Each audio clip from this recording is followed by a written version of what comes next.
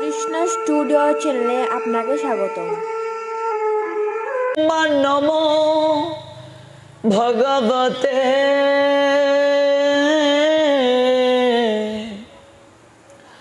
বাসুদেবায়। ওম নমো ভগবতে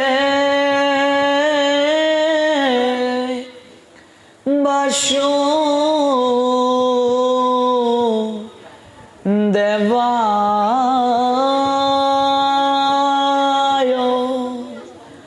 ওম নমো ভগবতে বাসুদেবায়।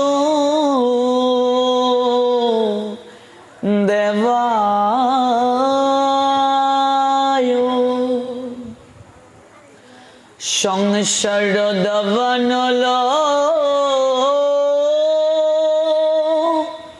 লিরলুকত্রণয়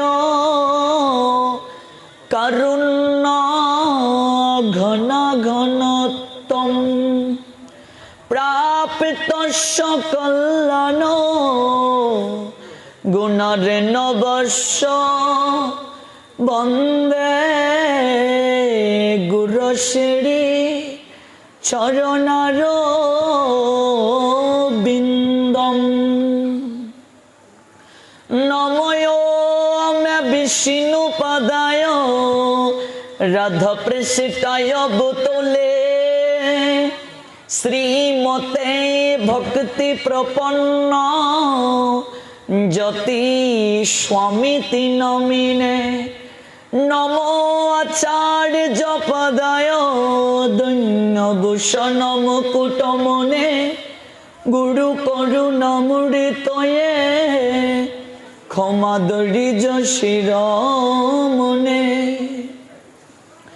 নমো শ্রীমতে ভক্তি কুসুম শ্রমণায় বৈ বিষ্ণুপদায় দেবায় কৃপা বেদয়ে নমো নমঃ। শ্রী গৌরী করুণামূর্তি কৃপা পূর্ণ কলে বরং শ্রী ভক্তি কুসুমং বন্দে রাধা কুঞ্জ নিবাসিনম। নমো বিষ্ণুপদায় কৃষ্ণ প্রেষিতায় ভূতলে শ্রীমতে ভক্তি সিদ্ধান্ত সরস্বতী নমিনে।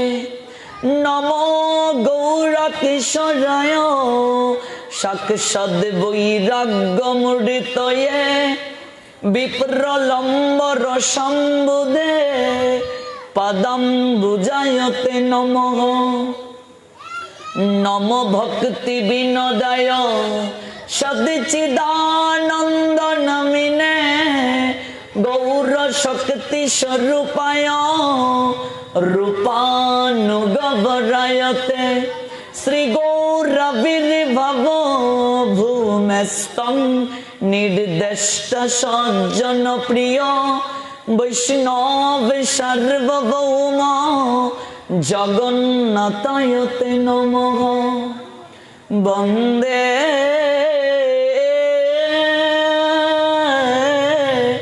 শ্রীকৃষ্ণ চৈতন্য নিত্যানন্দ সহোদিত গৌরদয়ে পুষ্পবন্ত চিতিরৌ সন্দৌ তমনুদৌ অজানুলম্বিত ভুজৌ কনকাবদাতৌ সংকীর্তনৈকপীতরৌ কমলায়তাক্ষৌ বিশ্বম্বরৌ দ্বিজবরৌ যুগধর্মপালৌ বন্দে প্রিয় করুণায়বতারৌ।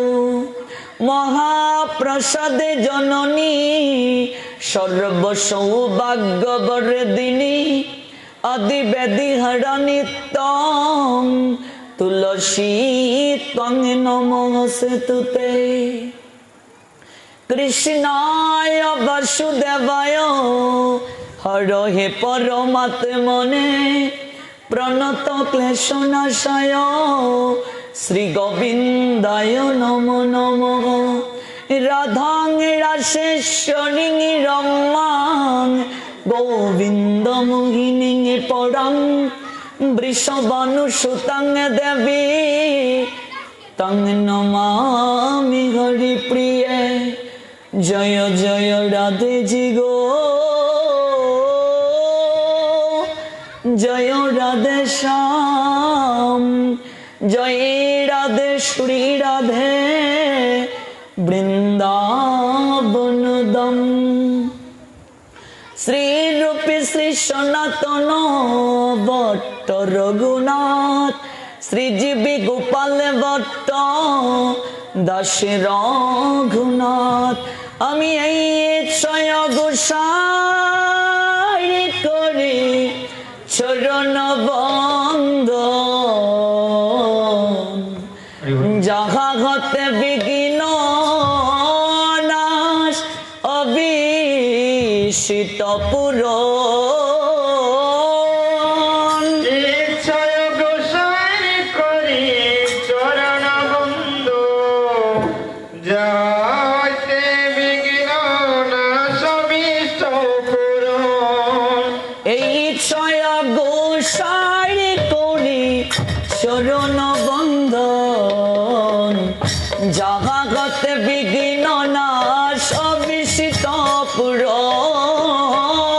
জয় গোসাই করি চরণ বন্ধ যাইতে বিঘ্ন নাশ অবিষ্ট পুরন আমি এই ছয় গোসাই করি চরণ বন্ধন যাহা গতে মিলে বাই কৃষ্ণ প্রেম দন জয় গোসাই করি চরণ বন্দন যাইতে মিলে বাই কৃষ্ণ প্রেম দন এই ছয় গোসাই জর মুই তার দাস তা সবার পদরে নুমুরি পঞ্চগ্রাম জয় গোসাই যার মুই তার দাস সবার পদ নির্মল পঞ্চগ্রাম আমি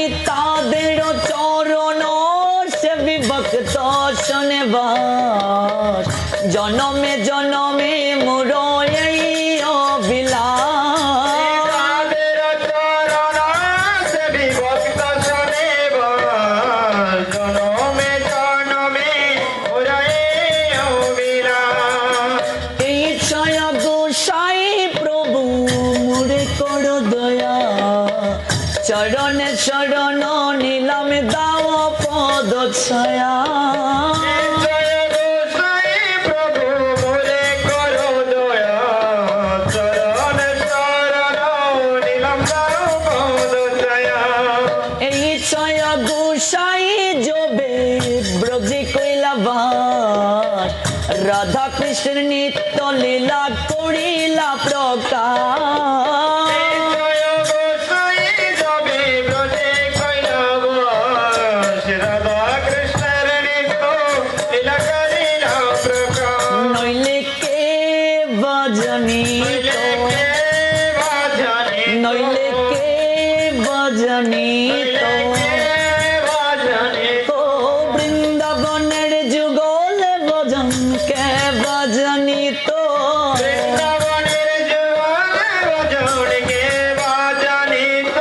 বৃন্দাবনের যুগল ভজন কে ভজনী তো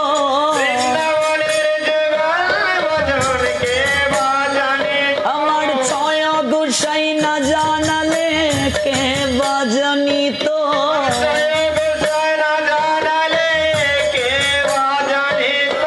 এই ছয় গোসাই জবে ব্রজে কৈলাবাস রাধা কৃষ্ণ নিত্য লীলা করিলা প্রকাশ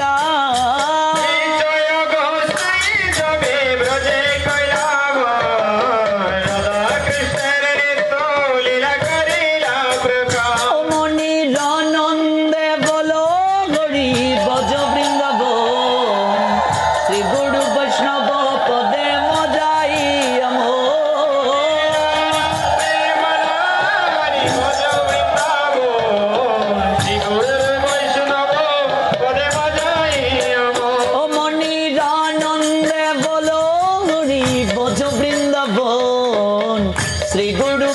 নব পদে মজাই আমার আনন্দে বলো হরি ভজ বৃন্দাবন শ্রী গৌর বৈষ্ণব পদে মজাই আমন শ্রী গুরু বৈষ্ণব পদ পদ্ম তুড়িয়াস নাম সংকীর্তন কহে নরোত্তম দাস বৈষ্ণব পদ পদ্ম করিয়া নম সংকীর্তন কহে নরোত্তম জয় শ্রী কৃষ্ণ চৈতন্য প্রভু নিত্যানন্দ শ্রী অদ্বৈত গদাধর শ্রীবাসদি গৌর ভক্ত বৃন্দ কৃষ্ণ চৈতন্য প্রভু নিত্যানন্দ শ্রী অদ্বৈত গদাধর শ্রীবাসাদি গৌর ভক্তবৃন্দ শ্রী কৃষ্ণ চৈতন্য প্রভু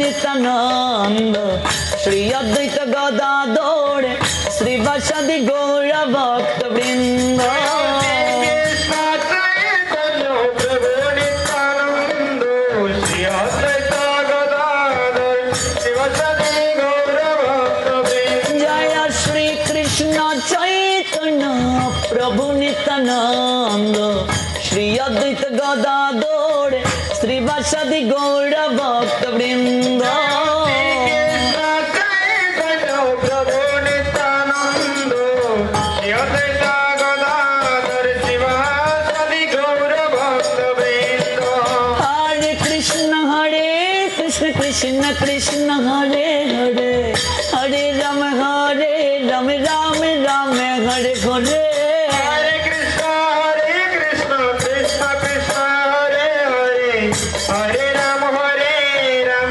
রাম হরে হরে হরে কৃষ্ণ কৃষ্ণ কৃষ্ণ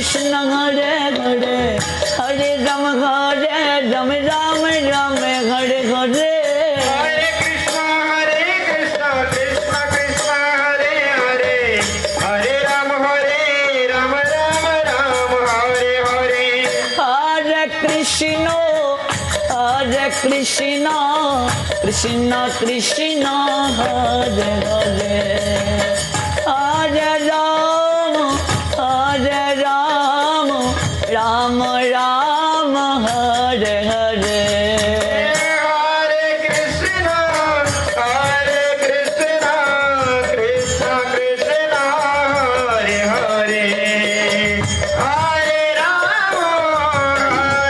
রাম রাম রাম হরে হরে हरे कृष्ण कृष्ण कृष्ण हरे हरे हरे राम राम राम हरे हरे हरे कृष्ण कृष्ण कृष्ण हरे हरे हरे राम राम हरे हरे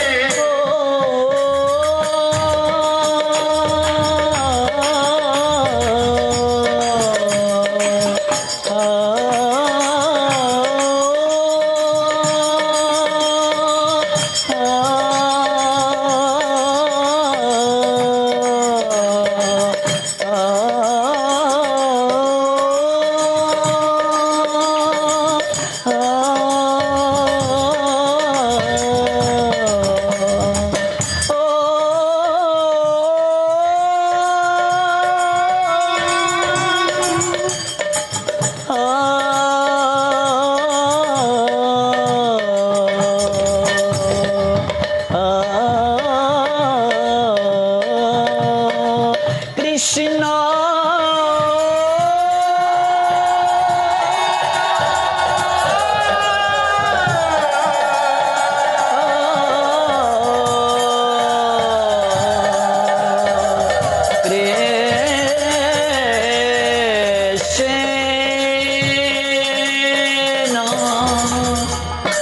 কৃষ্ণ সর্বাকর্ষক পরমেশ্বর ভগবান শ্রীকৃষ্ণ কেন তাকে পরমেশ্বর বলা হয়?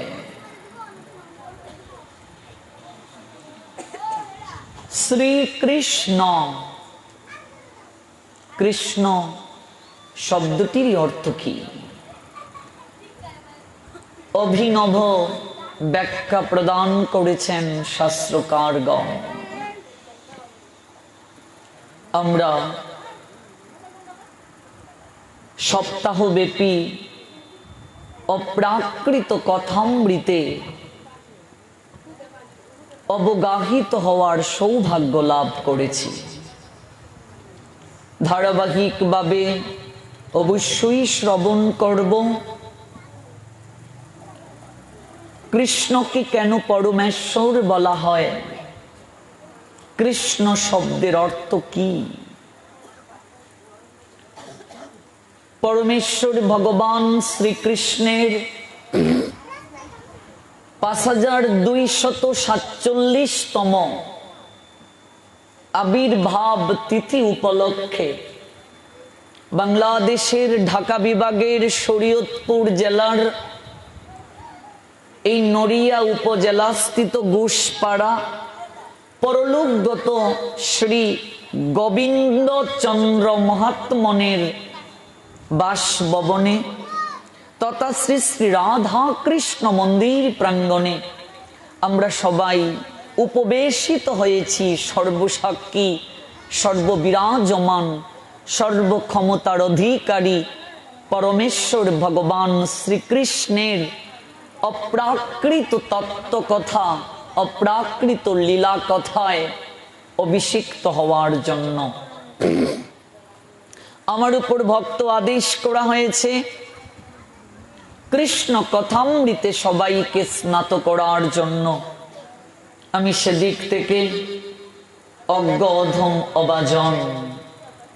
এই বেশ আসনে বসার বিন্দুমাত্র যোগ্যতাও আমার নেই। কেবলমাত্র ভক্ত আদেশকে রক্ষা করার নিমিত্তে আপনাদের মতো ভক্ত বৈষ্ণবীর চরণ ধুলি প্রাপ্তির মনোরথে আপনাদেরই চরণ তলে ছুটে এসেছি। তাই আমি সর্বাগ্রে সমবেত প্রত্যেক ভক্ত বৈষ্ণব যারা এই অপ্রাকৃত কৃষ্ণ কথামৃতে স্নাত হবার আকিঞ্চনে শ্রী শ্রী রাধা কৃষ্ণ মন্দির প্রাঙ্গণে উপবেশিত হয়েছেন, আপনাদের প্রত্যেকের রাতুল রাঙ্গা চরণে আমি অবাজন বৈষ্ণব জ্ঞানে ভক্তিপূর্ণ প্রণাম নিবেদন করছি। আপনাদের এই শরীয়তপুর জেলায় আমার প্রথম আসা 2016 সালে, আজ থেকে 5 বছর আগে প্রথম পদার্পণ। তারপর বেদরগঞ্জ উপজেলাতেও অনেক প্রবচন করেছি। এই দক্ষিণবঙ্গের অনেক জেলাতে প্রবচন করা হয়েছে। মাদারীপুর, ফরিদপুর যাওয়া হয়েছে, মাগুরাতে, রাজবাড়িতে, যশোরে, নড়াইলে, সাতক্ষীরা, বাগেরহাট, খুলনা, গোপালগঞ্জ ইত্যাদি অনেক জেলায় যাওয়া হয়েছে। কিন্তু প্রথমে 2016 সালে আপনাদের এই নড়িয়াতে চরণদুলি নেওয়ার মনোরথে আসা। সপ্তাহব্যাপী নড়িয়াতে কখনো কৃষ্ণ কথা আলাপন করার সুযোগ হয়নি, এই প্রথম আমরা সুযোগ পেয়েছি। এবং একটা বিশেষ তিথিকে পালন করার আকিঞ্চনে আমরা এই কথা শ্রবণ করার সৌভাগ্য অর্জন করেছি। সেই তিথি কি? সর্বসাক্ষী, সর্ববিরাজমান, সর্বক্ষমতার অধিকারী পরমেশ্বর ভগবান শ্রীকৃষ্ণের আবির্ভাব তিথি পালন করার মনোরথে এই সপ্তাহব্যাপী কৃষ্ণ কথা শ্রবণ করার সৌভাগ্য অর্জন করেছি। যারা ইন্টারনেটের মাধ্যমে দেশ এবং দেশের বাহির থেকে এই প্রোগ্রামটি সরাসরি দেখছেন, আপনাদের প্রত্যেককেই এই দক্ষিণবঙ্গের শরীয়তপুর জেলার নড়িয়া উপজেলাস্থিত ঘোষপাড়া শ্রী শ্রী রাধা কৃষ্ণ মন্দির প্রাঙ্গণ থেকে আয়োজনকারী ভক্তবৃন্দের পক্ষ থেকে সুস্বাগতম জানাচ্ছি। ভক্তবৃন্দ, আমরা অতীব সৌভাগ্যবান। কেন সৌভাগ্যবান? তার কারণ শাস্ত্র বলছেন, এই জগতের বুকে ভক্তি লাভ করতে চাইলে যে যে পন্থাকে অবলম্বন করা প্রয়োজন, তন্মধ্যে সর্বশ্রেষ্ঠ পন্থা হচ্ছে সাধু সঙ্গ। ভক্তি লাভের জন্য যে যে পন্থাকে অবলম্বন করা প্রয়োজন, শাস্ত্র বলছেন সর্বশ্রেষ্ঠ পন্থাটি হচ্ছে সাধু সঙ্গ। সাধু সঙ্গ কেন? তার কারণ ভক্তি ভগবানের নিকটেও নেই। ভক্তি হে পদ্ম মধুমাবত। আপনি যদি পদ্মবন থেকে মধু আহরণ করতে চান, পদ্ম পুষ্পকে যদি কর্তন করেন, বাড়িতে এনে যদি পেষ্টন করেন, এক ফোঁটা মধু সেখান থেকে নিঃসৃত হবে না।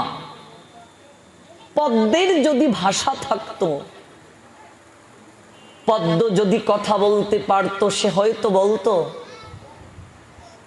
আমাকে অকারণে কেন কষ্ট দিচ্ছ? মধু আহরণ করার বিন্দুমাত্র যোগ্যতাই তোমার নেই। কারণ আমার সমস্ত মধুকরেরা আমার নিকট থেকে লুট করে নিয়ে গেছে। ভগবানও বলছেন, প্রেম ভক্তি মধু আস্বাদন করতে চাও, কিন্তু আমার নিকট তো প্রেম ভক্তি মধু নেই। আমার সমস্ত প্রেম ভক্তি মধু ভক্ত মধুকরেরা আমার নিকট থেকে লুট করে নিয়ে গেছে। তোমরা যদি ভক্তি পেতে চাও, তোমরা যদি প্রেম আস্বাদন করতে চাও, তাহলে তোমরা ভক্তির কাছে যাও, সাধুর নিকটে যাও। সাধু সঙ্গ, সাধু সঙ্গ সর্বশাস্ত্রে কয়, লব মাত্র সাধু সঙ্গে সর্বসিদ্ধি হয়। সাধু সঙ্গ গ্রহণ করার সঙ্গে সঙ্গে কৃষ্ণ প্রেম ভক্তি লাভ হয়। আর হরিকথা কৃষ্ণ কথা শ্রবণ করতে হয় সাধু সঙ্গে। একাকী আমার নাহি পায় বল, হরিনাম সংকীর্তনে। মহাজন বলছেন, আমি যে হরি ভজন করব, আমি যে হরি কথা কীর্তন করব, আমার সেই সামর্থ্য নেই। একাকী আমার নাহি পায় বল, হরিনাম সংকীর্তনে। তুমি কৃপা করি শ্রদ্ধা বিন্দু দিয়া, দেহ কৃষ্ণ নাম ধনে। সাধুর নিকটে, বৈষ্ণবের নিকটে মহাজন প্রার্থনা করছেন, তুমি কৃপা করি শ্রদ্ধা বিন্দু দিয়ে, দেহ কৃষ্ণ নাম ধনে। আমাদের নিকটে শ্রদ্ধার অভাব। আর এই শ্রদ্ধা কোথায় লাভ করা যায়? সাধু সঙ্গে। ভগবানের কথা কেমন করে শ্রবণ করতে হয়? ভগবান বলছেন শ্রীমদ্ ভগবত গীতার ৮ অধ্যায় মুখ্য যুগে, শ্রদ্ধাবান অনুসুয়ছ শৃণুয়াত অপি জনরহ স অপি মুক্ত শুভান লোকান প্রাপ্নুয়াত পুণ্য কর্মনাম। ভগবানের কথা শ্রবণ করতে হয় শ্রদ্ধার সঙ্গে। শ্রদ্ধার সঙ্গে যদি ভগবানের কথা আমরা শ্রবণ না করি, তাহলে কখনো প্রেম ভক্তি লাভ হবে না। চৈতন্য চরিতামৃতে কৃষ্ণদাস কবিদাস গোস্বামী পাদ বলছেন, মধ্যলীলার ২২ পরিচ্ছেদের ৩২ নং পয়ারে বলছেন, সাধু সঙ্গে কৃষ্ণ ভক্তে শ্রদ্ধা যদি হয়, ভক্তি ফল প্রেম হয়, সংসার যায় ক্ষয়। এই যে সংসার বিষ কুণ্ডে, বিষময় গর্তে আমরা পতিত হয়ে গেছি, এই সংসার বন্ধন খণ্ডন হবে আমাদের। আমরা সাধু সঙ্গে যদি শ্রদ্ধার সঙ্গে ভগবানের কথা শ্রবণ করি, ভগবান তার সমস্ত শক্তি তার নামের মাঝে, তার কথার মাঝে অর্পণ করে দিয়ে দিয়েছেন। ভগবান থেকেও তার নামের, তার কথার শক্তি অনেক বেশি। আমরা সেই কথা শ্রবণ করার সৌভাগ্য লাভ করেছি 7 দিন ব্যাপী।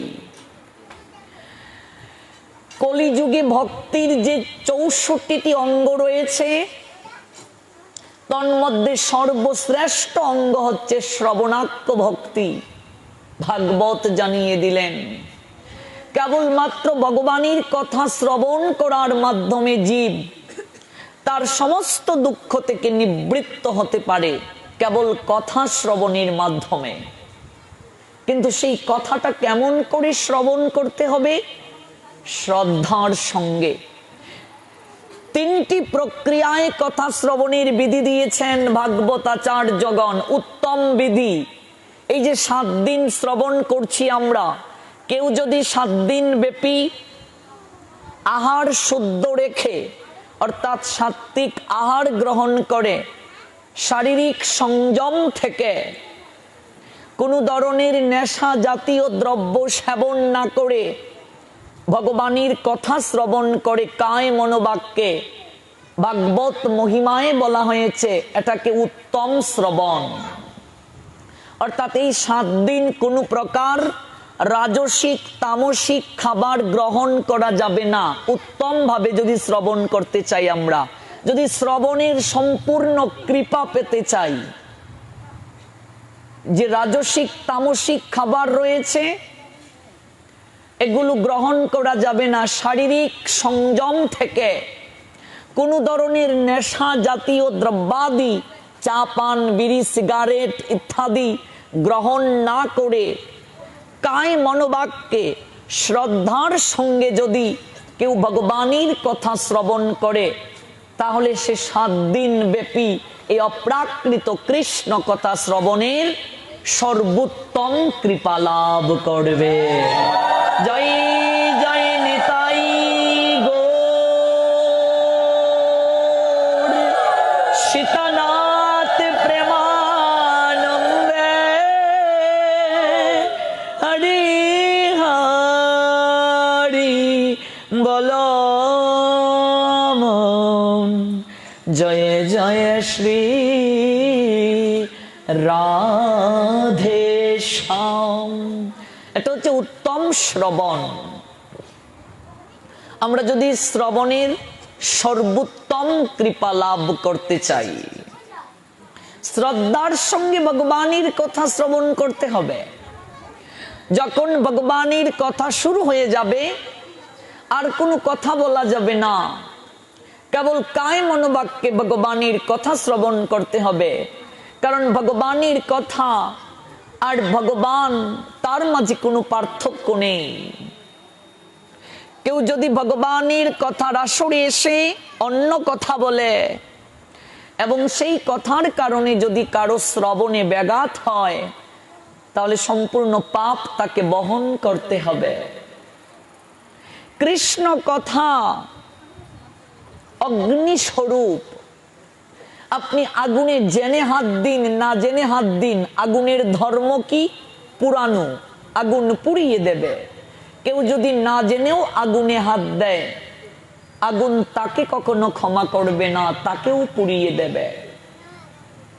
ভগবানের কথার শক্তিটা এমন, কেউ যদি ভগবানের কথা শ্রবণের মহিমা জেনেও শ্রবণ করে কিংবা না জেনেও শ্রবণ করে, এই কর্ণমূলে প্রবেশ করে যখন মরমে পৌঁছাবে, তখন এই ভগবানের কথারূপ অগ্নি সমস্ত আসুরিক বৃত্তিকে দগ্ধীভূত করে দেবে। এই জন্যই আমাদের বৈষ্ণব কবি বলেছেন, সই কেবা শুনাইল শ্যাম নাম, কানের ভিতর দিয়া মরমে পশিল গো, আকুল করিল মন প্রাণ। সখীরে এমন করে কে কৃষ্ণ কথা শ্রবণ করালো, কৃষ্ণ নাম শ্যাম নাম শ্রবণ করালো। এই কথা কানের ভিতর দিয়ে যখন মরমে পশিল, মরম মানে হৃদয়, আকুল করিল মনোপ্রাণ। সখীরে আমার মাঝে আমি থাকি না রে, আমি কোথায় যেন হারিয়ে যাই।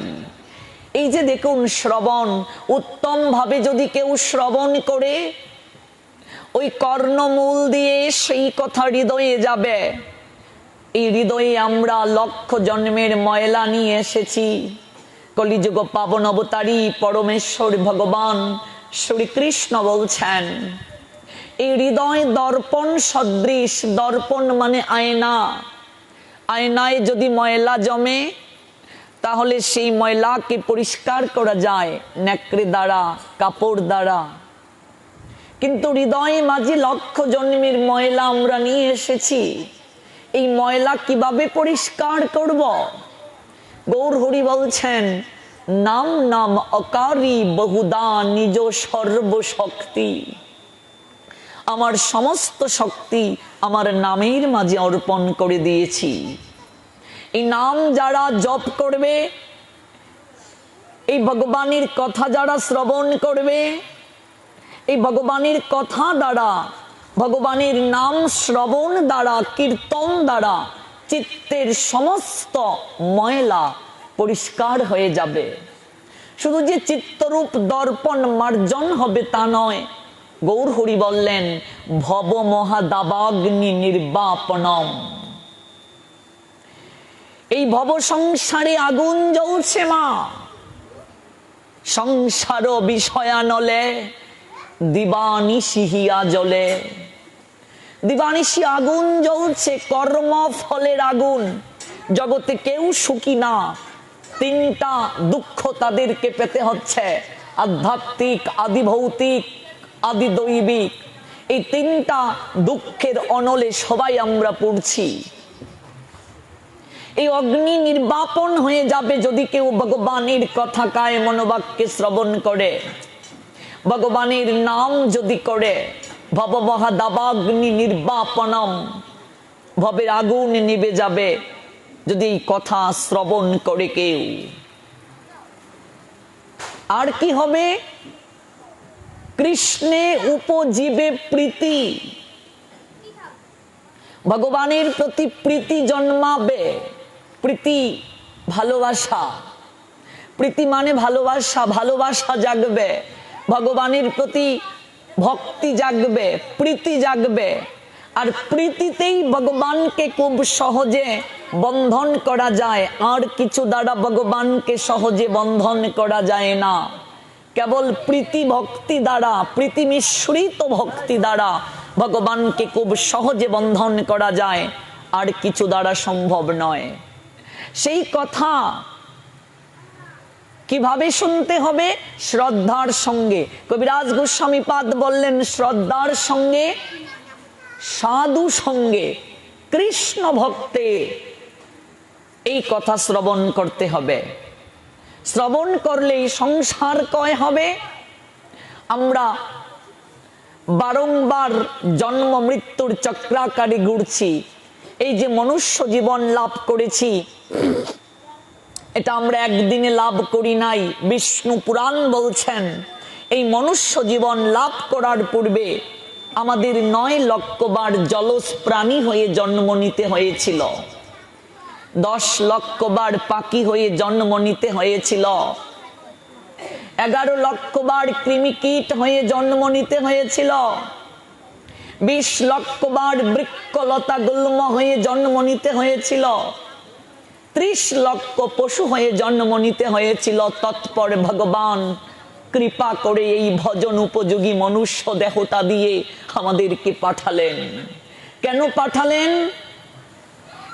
একটা সুযোগ দিলেন ভগবান। এই মনুষ্য জন্মে কৃষ্ণ ভজন যেভাবে করা যায়, কৃষ্ণ প্রীতি যেভাবে লাভ করা যায়, আর কোনো জন্মে সেটা সম্ভব নয়। ভগবান আমাদেরকে মনুষ্য জন্ম দিলেন কেন দিলেন? কৃষ্ণ ভজিবার তরে সংসারেতে আইয়া, কৃষ্ণ ভজন করার জন্য সংসারে পাঠালেন ভগবান।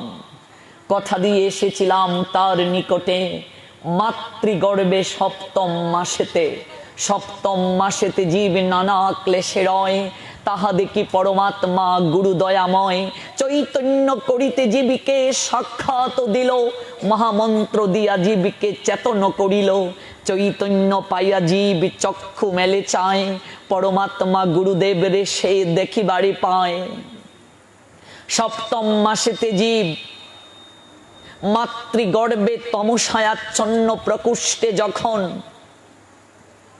অত্যন্ত ক্লেশকর পরিস্থিতিতে ছিল, ভগবান তখন দর্শন দিয়েছিলেন। এই তমসায়াচ্ছন্ন প্রকোষ্ঠে ভগবত দর্শন করে আমাদের সমস্ত দুঃখ দূরীভূত হয়ে গিয়েছিল।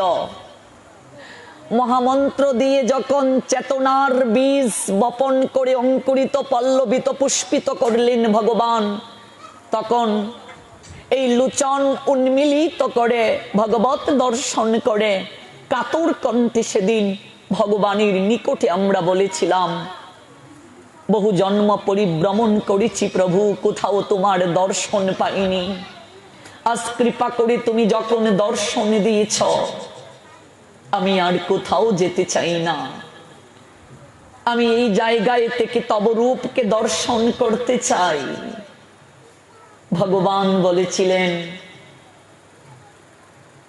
এই গর্ভাবাসী জীব তুমি কত কষ্ট পাও, গর্ভাবাস ছাড়ি তুমি জম্বুদ্বীপে যাও।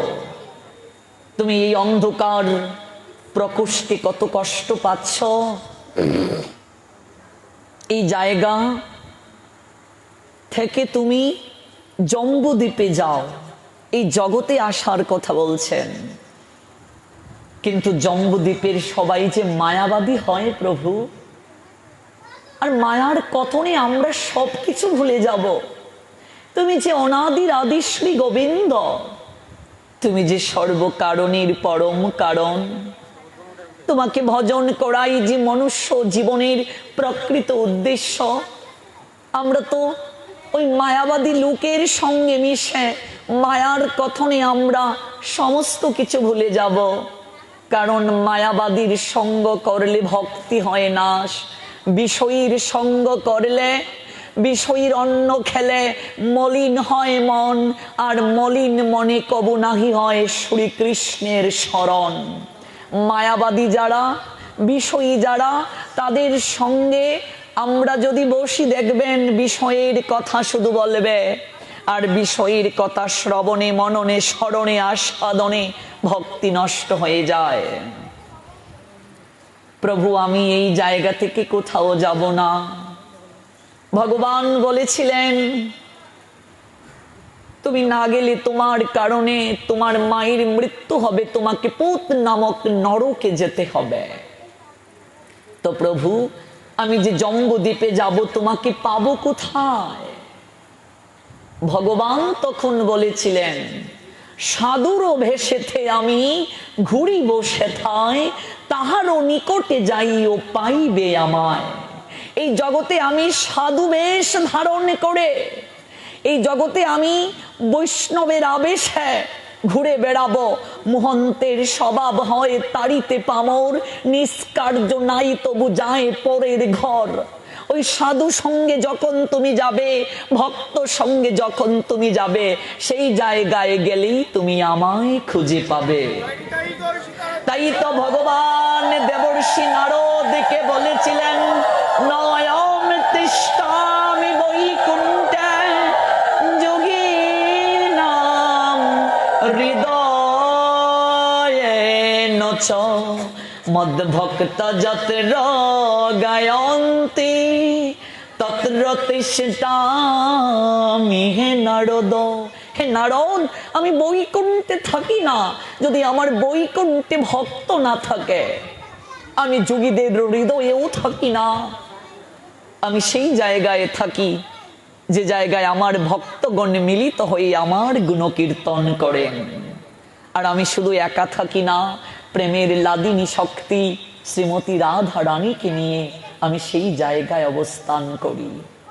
কাজে আজ এই শ্রী শ্রী রাধা কৃষ্ণ মন্দির প্রাঙ্গণ নবসৃষ্ট বৃন্দাবনে পরিণত হলো। 7 দিন ব্যাপী আমরা এই নবসৃষ্ট বৃন্দাবনে এসে ভক্তের চরণ ধুলি লাভে আমরা সৌভাগ্যে আমরা উপনীত হয়েছি, সৌভাগ্যবান হয়েছি, সৌভাগ্যবতী হয়েছি। যারা আসেননি তাদের দুর্ভাগ্য, তারা এই অপ্রাকৃত সুযোগ থেকে এই 7 দিনের মাঝে 1 দিন বঞ্চিত হলেন। আমাদের কর্তব্য, আমরা যারা এসেছি, যারা আসেননি তাদের নিকটে প্রচার করা, এই অপ্রাকৃত সন্দেশ পৌঁছে দেওয়া। কেউ যদি ভগবানের কথার আসরে অন্যকে আমন্ত্রণ করেন, অন্যের নিকটে প্রচার করেন, তাহলে সেই ভক্ত এসে অপ্রাকৃত কথা শ্রবণে যে কৃপা লাভ করবে, আপনি তাকে যে আমন্ত্রণ করলেন আপনিও সমপরিমাণ কৃপা লাভ করবেন। ভগবান শ্রীমদ্ ভগবত গীতায় বলে দিয়েছেন, হে অর্জুন, তার মতো প্রিয় আমার আর কেউ নেই। অষ্টাদশ অধ্যায়ে, কার মতো প্রিয়? যারা আমার কথাকে জগতের বুকে প্রচার করে। আমার কথা জগতের বুকে যারা প্রচার করে, তার মতো প্রিয় আমার কেউ নেই। শুধু এখানেই ভগবান শেষ করেননি, আর একটু এগিয়ে ভগবান বললেন, ভবিষ্যতে তার মতো প্রিয় আমার আর কেউ হবে না, যারা আমার কথাকে জগতের বুকে প্রচার করে। যারা আয়োজন করেছেন, এই অপ্রাকৃত কথা বিতরণ করার সুযোগ করে দিয়েছেন, চৈতন্য চরিতামৃত বলছেন তারা সর্বশ্রেষ্ঠ দাতা। এই জগতের বুকে সর্বশ্রেষ্ঠ দান কি জানেন? এই জগতের বুকে সর্বশ্রেষ্ঠ দান হচ্ছে ভগবানের কথাকে যারা দান করে। এই কৃষ্ণ কথা আত্মার খাবার। আত্মা মাছ মাংস নিরামিষ কিছুই খায় না। আত্মার খাবার কৃষ্ণ কথা, আত্মার খাবার হরিনাম।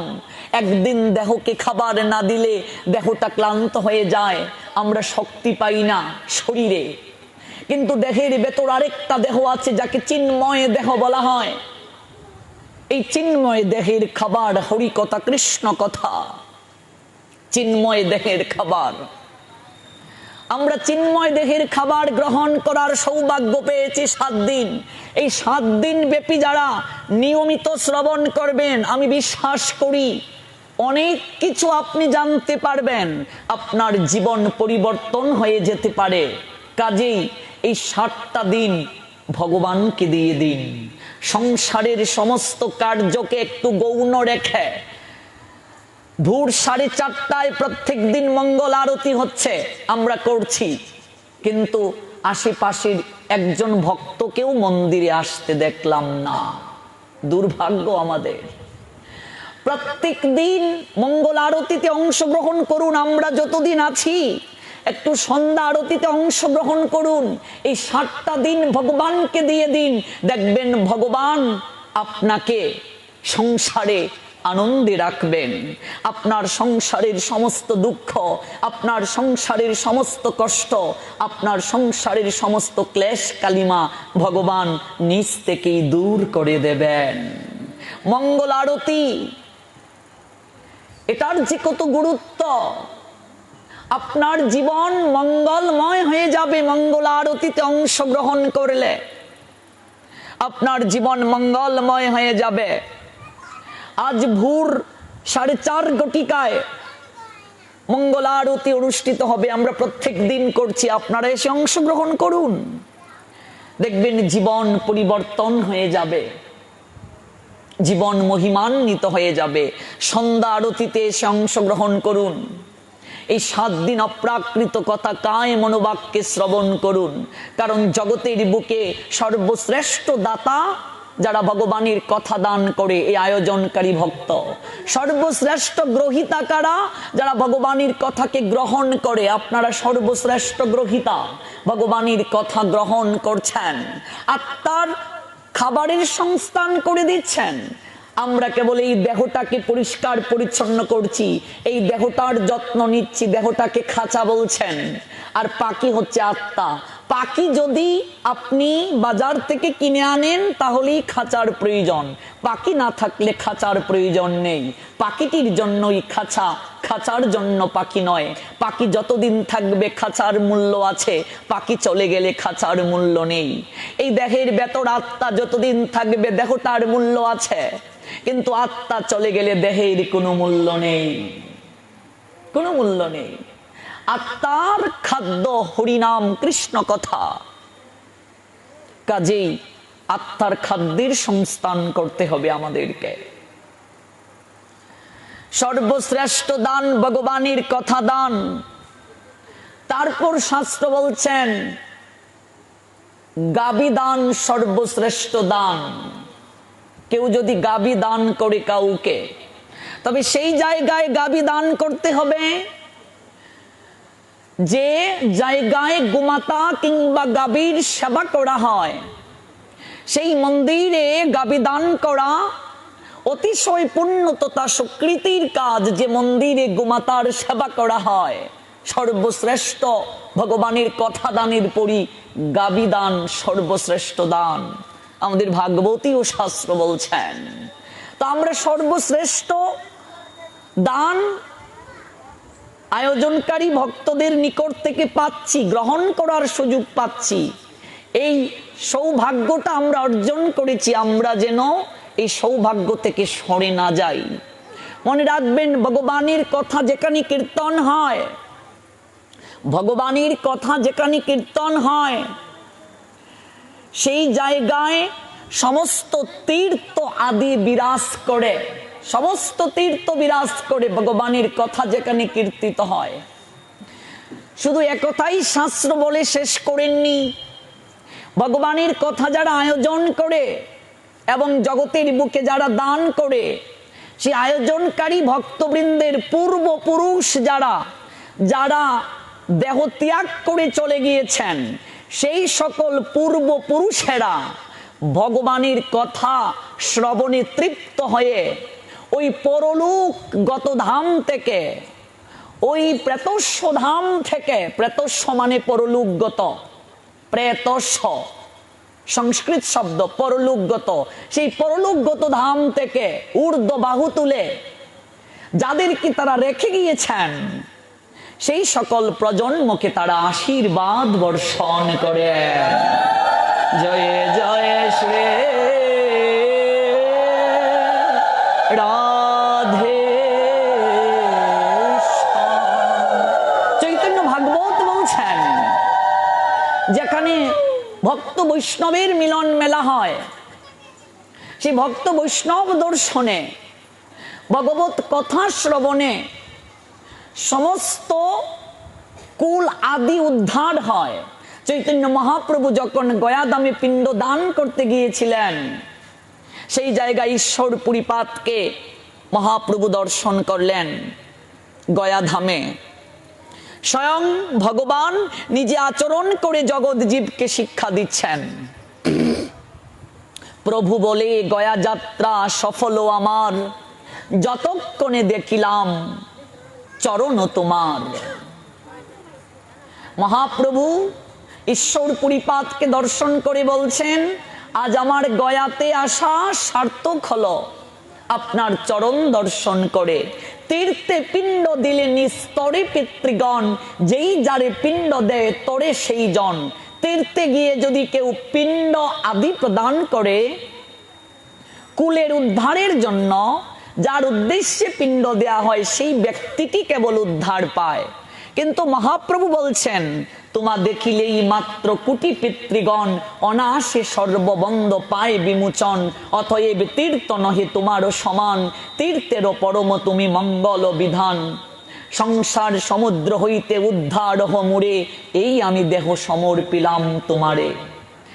একজন প্রকৃত সাধুকে, বৈষ্ণবকে দর্শন করলে, প্রকৃত সাধু ভক্ত বৈষ্ণবের মিলন মেলা বসালে, দর্শন করার সঙ্গে সঙ্গে কোটি কোটি পিতৃপুরুষগণ অনায়াসে ভবের বন্ধন থেকে মুক্ত হয়ে চলে যায়।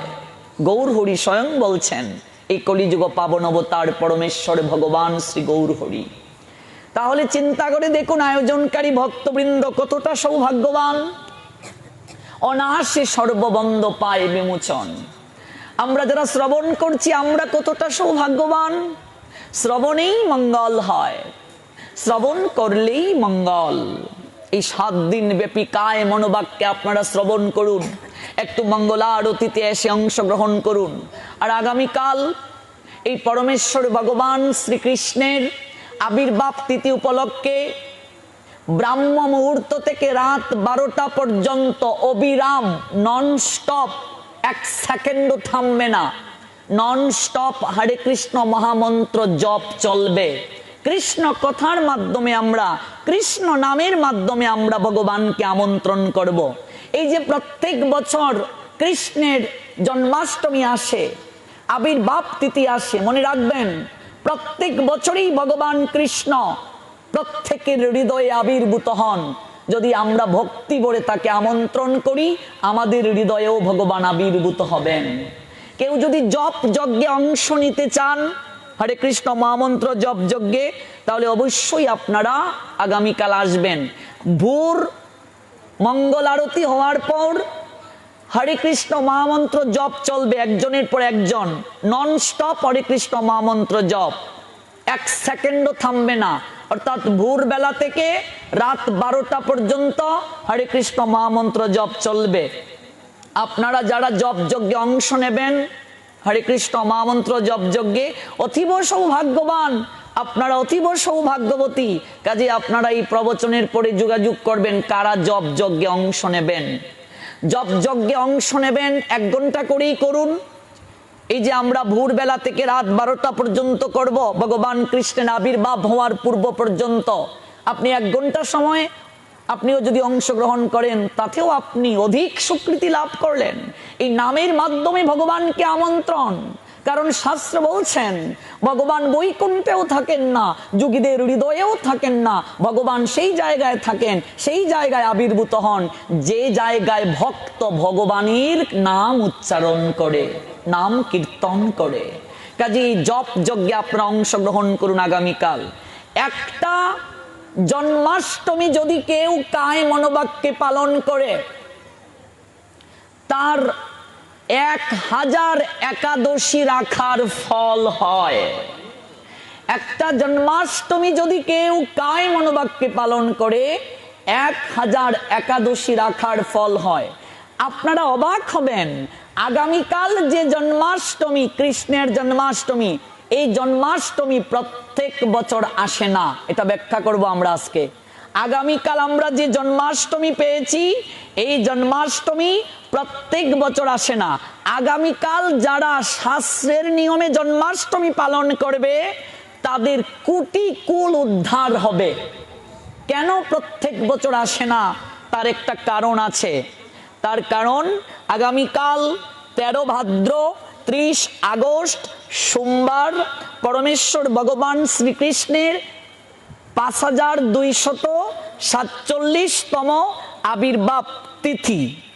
এর পরের দিন অর্থাৎ মঙ্গলবারে পালন হবে সকাল 9টা 54 মিনিট থেকে সকাল 10টা 3 মিনিটের মধ্যে। অর্থাৎ 9টা 54 মিনিট থেকে 10টা 3, 9 মিনিট কেবল পালনের সময়। এই 9 মিনিটের ভেতরে পালন করতে হবে। অর্থাৎ 9টা 54 মিনিটের আগেও করা যাবে না। 9টা 54 মিনিট থেকে 10টা 3 মিনিটের যে ভেতর, এই যে 9 মিনিট সময়, এই সময়ের ভিতরে মঙ্গলবার পালন করতে হবে। 1 কোটি কুল কেন উদ্ধার হবে আগামীকালের জন্মাষ্টমী পালনে? মনে রাখবেন, সাধারণত কোনো উপবাসে কোটি কুল উদ্ধার করার সুযোগ নেই। কোনো উপবাসের মাধ্যমেই কোটি কুলকে কেউ উদ্ধার করতে পারবে না। এমনকি জন্মাষ্টমীর উপবাস পালন করলেও কোটি কুল উদ্ধার সম্ভব নয়। তবে আগামীকালের জন্মাষ্টমী পালন করলে সম্ভব। কেন সম্ভব? তার কারণ পদ্ম পুরাণের ব্রহ্মখণ্ডে, যারা পদ্ম পুরাণ পড়েছেন সেই পদ্ম পুরাণের ব্রহ্মখণ্ডে উল্লেখ আছে অষ্টমী বুধবারে চ সুমে চৈব দ্বিজুত্তম রোহিণী ঋক্ষ সংযুত্রা কুলকুটি বিমুক্তিদা। ভালো করে শ্লোকটা আস্বাদন করেন। ভগবান কৃষ্ণের জন্মাষ্টমী তিথি যদি সোমবার কিংবা বুধবারে, ভগবান কৃষ্ণের জন্মাষ্টমী তিথি যদি সোমবার কিংবা বুধবারে রোহিণী নক্ষত্র সংযুক্ত হয়ে আবির্ভূত হয়, সোমবারে কিংবা বুধবারে রোহিণী নক্ষত্র সংযুক্ত হয়ে যদি অষ্টমী আবির্ভূত হয়, তাহলে সেই জন্মাষ্টমী যদি কেউ শাস্ত্রের নিয়মে কায় মনোবককে পালন করে, তাহলে কোটি কুলকে উদ্ধার করা সম্ভব হয়। সৌভাগ্যবশত আগামীকাল ভগবানের সেই জন্মাষ্টমী রোহিণী নক্ষত্র সংযুক্ত হয়ে সোমবার পড়েছে। সোমবার পড়েছে, সোমবার কিংবা বুধবার। এই সুযোগটা আগামী বছরও পাবেন না, এর পরের বছরও পাবেন না। এই সুযোগ আমরা আবার পাবো 1092 দিন পর। এই সুযোগ আবার পাবো 1092 দিন পর এই সুযোগটি পাবো, মানে আগামীকালের তিথিটা আবার পাবো। সেটা কত সালে পাবো? 2024 সালের 26শে আগস্ট আবার পাবো। এবার ভেবে দেখুন, 1092 দিন পরে আবার আগামীকালের তিথিটা পাবো। সব জন্মাষ্টমী একরকম নয়। আগামীকালের জন্মাষ্টমী সোমবার, রোহিণী নক্ষত্র সংযুক্তা, তাহলে 1092 দিন পর আবার এই তিথিটা ফিরে আসবে। এবার 1092 দিন আমরা কি সবাই বাঁচবো? গ্যারেন্টি দিতে পারবো? অর্থাৎ 2024 সালের 26শে আগস্ট আবার এই যে তিথিটা আসবে, যেটা সোমবার কিংবা বুধবারে রোহিণী নক্ষত্র সংযুক্তা জন্মাষ্টমী তিথি, সেটা আমাদের জীবনে আসতেও পারে, নাও আসতে পারে। কাজেই আগামীকাল কায় মনোবাক্যে যদি কেউ পালন করে, কোটি কুলকে উদ্ধার করার সে সৌভাগ্য পাবে। এমনকি আগামী বছরও এই তিথি নাই, এর পরের বছরও নেই। 2024 সালে কেবল আমরা 26শে আগস্ট আবার পাবো। কাজে আগামীকালের জন্মাষ্টমী কেউ যদি কায় মনোবাক্যে পালন করে, আমাদের সেই পুরাণ আমাদের নিশ্চয়তা দিয়ে বলেছে, পদ্ম পুরাণের ব্রহ্মখণ্ডে, কেউ যদি কায় মনোবাক্যে পালন করে সে তো কোটি কুলকে উদ্ধার করবেই, এমনকি যে কায় মনোবাক্যে পালন করবে তাকে আর কখনো এই সংসার নামক এই অগ্নিকুণ্ডে আর ফিরে আসতে হবে না। জয় জয় নিতাই গৌর সীতানাথ প্রেমানন্দে হরি হরি বলো মন। জয় জয় শ্রী রাধে। এবার চিন্তা করুন, আগামীকাল যারা জপ যজ্ঞে অংশগ্রহণের সুযোগ পাবে তারা কতটা সৌভাগ্যবান, তারা কতটা কৃপা পাবে। এই জন্য অবিরাম হরে কৃষ্ণ মহামন্ত্র জপ যজ্ঞে আপনারা অংশগ্রহণ করুন, তাহলে অপ্রাকৃত কৃপা আমাদের লাভ হবে। এই পরমেশ্বর ভগবান শ্রীকৃষ্ণ তিনি আবির্ভূত হয়েছেন আজ থেকে আনুমানিক 5247 বছর পূর্বে। মনে রাখবেন, ভগবান কৃষ্ণ সব দাপর যুগে আবির্ভূত হন না। সত্য, ত্রেতা, দাপর, কলি, এই যে 4টা যুগ, এই 4টা যুগ যখন 71 বার ঘুরে তখন তাকে এক দিব্য যুগ বলা হয়। ভালো করে বুঝুন, সত্য যুগের স্থায়িত্বকাল কত? 17,28,000 বছর। ত্রেতা যুগের স্থায়িত্বকাল কত ছিল? 12,96,000 বছর। দাপর যুগের স্থায়িত্বকাল কত ছিল? 8,64,000 বছর। বর্তমান যে যুগে আমরা বাস করছি কলিযুগ, এই কলিযুগের স্থায়িত্বকাল কত? 4,32,000 বছর। এবার চারটা যুগের আয়ুষ্কালকে যদি আমরা সমষ্টি করি, 4,32,000 যুগ 8,64,000 যুগ 12,96,000 যুগ 17,28,000 সমান দাঁড়ায় 43,20,000। এবার এই 43,20,000কে 71 দিয়ে গুণ করুন, অর্থাৎ 43,20,000 বছর যখন 71 বার ঘুরবে সত্য ত্রেতা দাপর কলি, তখন পূর্ণ ভগবান পরমেশ্বর ভগবান কৃষ্ণ একবার এই পৃথিবীতে অবতীর্ণ হন। সৌভাগ্যবশত আজ থেকে 5,247 বছর আগে সত্য ত্রেতা দাপর 71 বার ঘুরে দিব্য যুগ আবির্ভূত হয়েছিল। জয় জয় শ্রী রাধে শ্যাম। ভগবান নিজে বলেছেন তিনি কখন আসেন।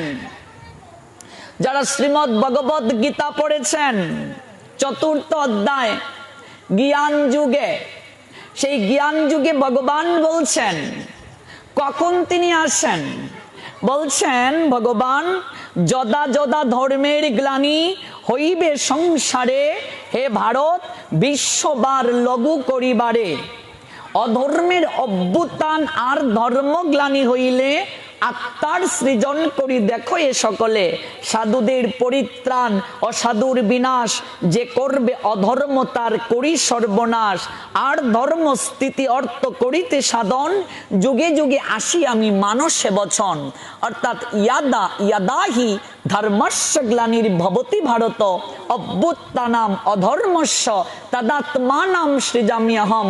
পরিত্রাণায় সাধুনাম বিনাশায় চ দুষ্কৃতাম, ধর্ম সংস্থাপনার্থায় সম্ভবামি যুগে যুগে। তাহলে ভগবান বলছেন যখন ধর্মের গ্লানি হবে, অধর্মের অভ্যুত্থান হবে, তখন তিনি সাধুকে রক্ষা করার জন্য, ধর্ম সংস্থাপনের জন্য, অসাধুকে বিনাশ করার জন্য আসবেন। কিন্তু ভাগবত যারা পড়েছেন তারা জানেন মুরলীধর ত্রিবঙ্গ ভঙ্গিম রূপ কি ধারী কৃষ্ণ, ত্রিবঙ্গ ভঙ্গিম রূপধারী শ্রীকৃষ্ণ, বংশীধারী কৃষ্ণ কখনো তিনি এই তিনটা কার্য করার জন্য জগতে আসেন না। সাধুকে রক্ষা করার জন্য, ধর্ম সংস্থাপনের জন্য, আর অসাধুকে বিনাশ করার জন্য আসেন না। ভগবানের বিষ্ণু রূপ এই কার্যগুলো করে। তখন তিনি চক্রধারী, ভগবানের বিষ্ণু রূপ। এগুলো অনেক ব্যাখ্যা আছে। বিষ্ণু গর্ভদক্ষায়ী বিষ্ণু, ক্ষীরোদক্ষায়ী বিষ্ণু, মহাবিষ্ণু। ভগবান কখন কোন রূপে কোন কার্য সমাপন করেন। বংশীধারী যিনি কৃষ্ণ, সেই বংশীধারী কৃষ্ণ এই তিন কার্য করেন না। আর বংশীধারী কৃষ্ণই কেবল পরম কৃষ্ণ, পূর্ণ কৃষ্ণ। এই পূর্ণ কৃষ্ণ সব যুগে আসেন না। এই পূর্ণ কৃষ্ণ আসেন সত্য ত্রেতা দাপর কলি, যখন 71 বার ঘুরে এক দিব্য যুগ হয়, সেই দিব্য যুগে। আর আজ থেকে 5,247 বছর আগে সেই দিব্য যুগ আবির্ভূত হয়েছিল, পূর্ণ ভগবান কৃষ্ণ এসেছিলেন। কতটা সৌভাগ্যবান দেখুন আমরা। এই কলিযুগের প্রারম্ভিকায় আমাদের জন্ম। 4,32,000 বছর হয়েছে কলিযুগের আয়ুষ্কাল। মাত্র 5,000 বছরের কিছু সময় গিয়েছে কলিযুগের সময়। আমরা কলির প্রাথমিক অবস্থায় আমরা আছি। আমরা কতটা সৌভাগ্যবান। তিনি আসেন, তার জন্মকর্ম সাধারণ মানুষের মতো নয়। তার জন্মকর্ম সবকিছু দিব্য। ভগবান নিজেই বলেছেন শ্রীমদ্ ভগবদ গীতায়, তার জন্ম কর্ম সমস্ত কিছু দিব্য। জন্ম কর্ম চমে দিব্যম এবং জবেত্তি তত্ত্বত ত্যক্তা দেহম পুনর্জন্ম নয়তি মামেতি সর্জুন। ভগবান বলছেন আমার জন্ম কর্ম সমস্ত কিছু দিব্য।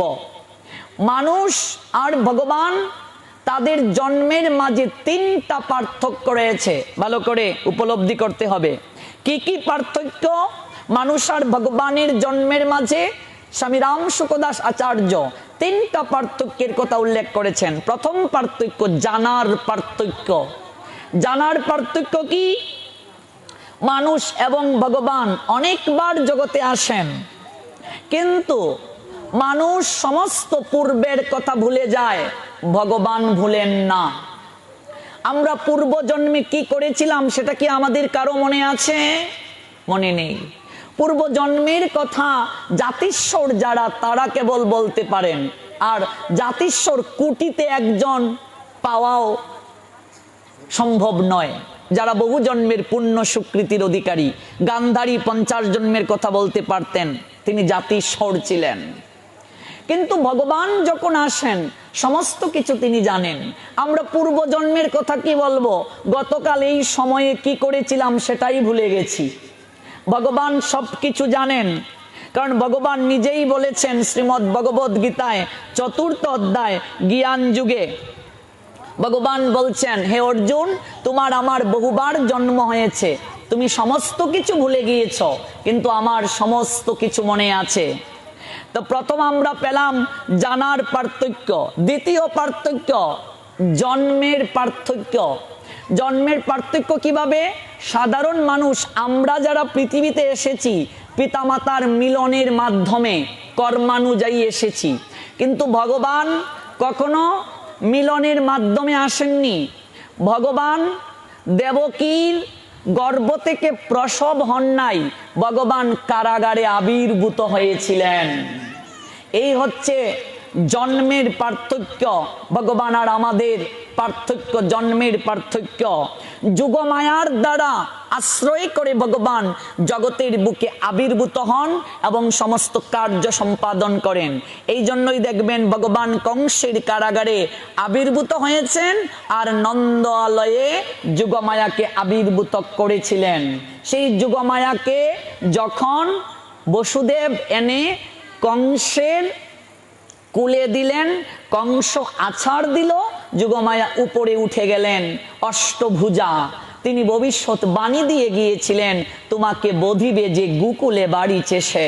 এই যুগমায়ার প্রভাবেই প্রহরীরা ঘুমিয়ে গিয়েছিল, ঝড় বৃষ্টি হয়েছিল, কারাগারের শিকল খুলে গিয়েছিল।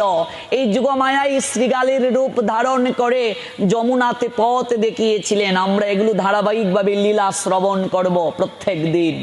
এই যুগমায়াকে কেন্দ্র করে ভগবান সমস্ত লীলা করেন। তৃতীয় পার্থক্য কর্মের পার্থক্য। মানুষ কর্ম করে নিজ কামনা পূর্তির জন্য, আর ভগবান কর্ম করেন আনন্দ লাভের জন্য। মনে রাখবেন, ভগবানের জগতের বুকে কর্ম নাই। গীতায় ভগবান বলছেন 3য় অধ্যায় কর্মযুগে, ভগবান বলছেন 3য় অধ্যায় কর্মযুগ 22নং শ্লোক, নমে পার্থ অস্তি কর্তব্যম ত্রিষু লোকেষু কিঞ্চন ন অনবাপ্তব্যম অবাপ্তব্যম বর্তে এবচ কর্মাণি। হে পার্থ, এই ত্রিজগৎ সংসারে আমার কোনো কর্তব্য নেই, আমার অপ্রাপ্ত কিছু নেই, প্রাপ্তব্য বলেও কিছু নেই, তবু আমি কর্মে ব্যাপৃত আছি। ভগবান বললেন শ্রীমদ্ ভগবদ গীতা 3য় অধ্যায় কর্মযুগ 23নং শ্লোক, যদি অহম ন বর্তেয়ম জাত কর্মণি অতিনৃত মম বর্ত অনুবর্তন্তে মনুষ্য পার্থ সর্বস্ব। আমি যদি কর্ম না করি জগতের কেউ কর্ম করবে না, আর আমাকে অনুসরণ করে জগৎ উৎসন্নে যাবে। কারণ শ্রেষ্ঠ ব্যক্তিগণ জগতের বুকে যা আচরণ করেন অপর সাধারণ জন তাকে অনুকরণ করেন। তিনি জগতের বুকে যেটা প্রমাণ করে যান সবাই সেটাকে গ্রহণ করে। ভগবান বললেন শ্রীমদ্ ভগবদ গীতা 3য় অধ্যায় কর্মযুগ, সেই কর্মযুগের 21নং শ্লোকে ভগবান বললেন জাত জাত আচরতি শ্রেষ্ঠ তত্তৎ এব ইতর জনঃ সযৎ প্রমাণম কুরুতে লোক তৎ অনুবর্ততে।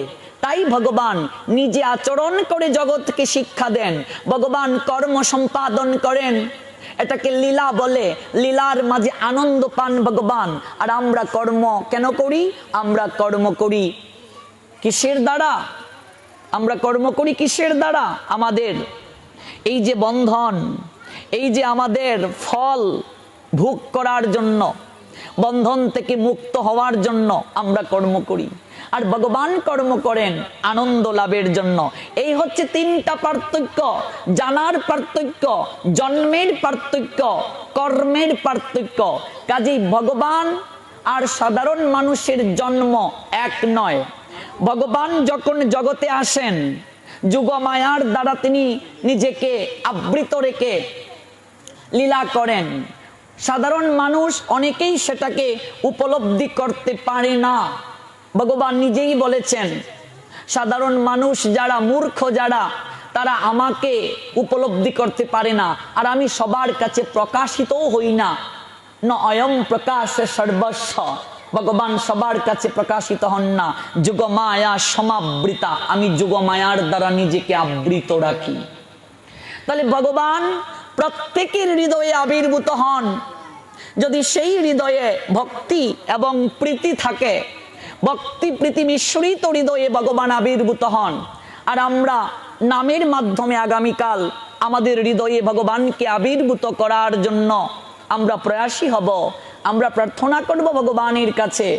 ভগবান সেই মধ্যরাত্রিতে রাত 12টায় আবির্ভূত হয়েছিলেন। এই জন্য আমরা 12টার পূর্ব পর্যন্ত হরে কৃষ্ণ মহামন্ত্র জপ করব। অতঃপর এই জায়গায় অভিষেক হবে। আবির্ভূত হওয়ার পর ভগবানের অভিষেক হবে, স্নান হবে। আপনারা সবাই অংশগ্রহণ করবেন। কেউ যদি ভগবানকে স্নান করানোর জন্য দুধ নিয়ে আসতে পারেন এবং ডাবের জল, দধি। আর বিশেষ করে আপনারা তো পরম সৌভাগ্যবান, এটা তো ঘুষপাড়া, তাই না? আপনাদের প্রধান উৎসবটাই তো হচ্ছে নন্দ উৎসব, কৃষ্ণের জন্মাষ্টমীর পরের দিন। এই নন্দ উৎসব নিয়ে বিস্তারিত ব্যাখ্যা করব। নন্দ উৎসব কি? আপনাদের প্রধান উৎসবটাই তো হচ্ছে নন্দ উৎসব। ঘুষ যারা, তারা যদি নন্দ উৎসব না করে, তাহলে তো ঘুষ বলে তাদের পরিচয়টাই শ্রীহীন। ওদেরকে নন্দ উৎসব মাস্ট বি করতে হবে। আর আপনারা তো পরম সৌভাগ্যবান, আপনারা কৃষ্ণের লীলা বিলাসের অংশীদার। অর্থাৎ আপনাদেরই মাঝে ভগবান কৃষ্ণ এসে লীলা বিলাস সম্পাদন করেছিলেন। সেই নন্দ উৎসবের মহিমা কথা আমরা ধারাবাহিকভাবে শ্রবণ করব। তাহলে আমরা এই পর্যন্ত আজ জানলাম যে আগামীকালের যে জন্মাষ্টমী, সেই জন্মাষ্টমী অত্যন্ত অত্যন্ত গুরুত্বপূর্ণ। অন্যান্য জন্মাষ্টমী থেকেও অত্যন্ত গুরুত্বপূর্ণ আগামীকালের জন্মাষ্টমী। আমরা কিভাবে করব? রাত 12টা পর্যন্ত নির্জলা উপবাস, জল গ্রহণ করা যাবে না। তার কারণ ভগবান আবির্ভূত কিংবা জন্ম হওয়ার পূর্বে খাওয়া যাবে না। না খাওয়া যাবে? ভগবান আবির্ভূত হলেন না, জন্মই নিলেন না, আপনি খেয়ে নিলেন, তাহলে উপবাস হবে? হবে না। ভগবান রাত 12টায় আবির্ভূত হবেন, তাই 12টার পূর্বে কিচ্ছু গ্রহণ করা যাবে না। ভেবে দেখুন, আমাদের সন্তানের যদি জন্মদিন হয়, তাহলে আমরা কত সুন্দর করে সাজাই, কত খাবার দাবারের আয়োজন করি, কত নিমন্ত্রণ করি। আর যিনি এই জগতের সমস্ত কিছুর আধার, জগতের সমস্ত কিছুর শুধু আধারই নয়, মূলাধার, যার কৃপাতে আমরা বেঁচে আছি, যিনি সর্বসাক্ষী, সর্ববিরাজমান, সর্বক্ষমতার অধিকারী, যিনি আমাদের প্রকৃত বান্ধব, যিনি আমাদের পরম শরীর, যিনি আমাদের প্রকৃত আপনার জন, যার অহৈতুকী কৃপাতে এই মনুষ্য জীবন আমরা পেয়েছি, যার অহৈতুকী কৃপাতে শ্বাস প্রশ্বাস অতিবাহিত হচ্ছে, সেই ভগবানের আগামীকাল জন্মদিন, আবির্ভাবের দিন কতটা আনন্দ সহকারে পালন করা উচিত, কতটা গুরুত্ব সহকারে পালন করা উচিত ভেবে দেখুন। আপনি আপনার সন্তানের জন্মদিন সাড়ম্বরভাবে করেন, অনেক কিছু খাবার দাবার আয়োজন করেন, মানুষকে খাওয়ান, অথচ এই সন্তানটাও আপনার প্রকৃত আপন নয়, জগতে কেউ কারো আপন নয়। যতদিন করে জন ধন উপার্জন, ততদিন বসে তাকে নিজ পরিজন। পরে যখন বৃদ্ধকালে জীর্ণ হয় দেহ, দেখেও জিজ্ঞেস করে না কেহ। জগতে যতদিন আমরা খাটতে পারবো সবাই ভালোবাসবে, যখন বৃদ্ধ হয়ে যাব এই দেহ অচল হয়ে যাবে, কেউ সেদিন আর ভালোবাসবে না। এই জগতের শেষের দিনে কেউ কারো সঙ্গে যাবে না, কেউ প্রকৃত আপনার নয়।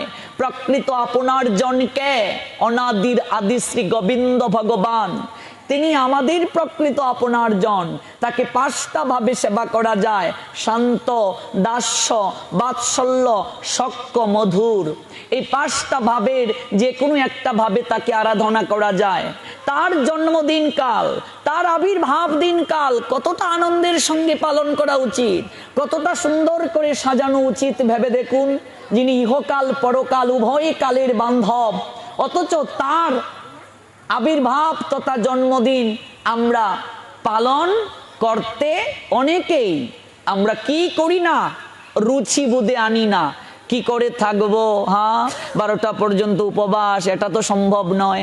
আমি দেখেছি অনেক মায়েরা নিজের সন্তানের জন্মদিনের দিন পাড়া প্রতিবেশী আত্মীয় স্বজন ওদেরকে, অতিথি যারা এসেছে তাদেরকে খাওয়াতে খাওয়াতে নিজে খাওয়ারই সময় পান না। এরপরও একটুও তাদের মাঝে বিরক্তি নেই, চঞ্চুতে হাসির রেখা ম্লান নেই।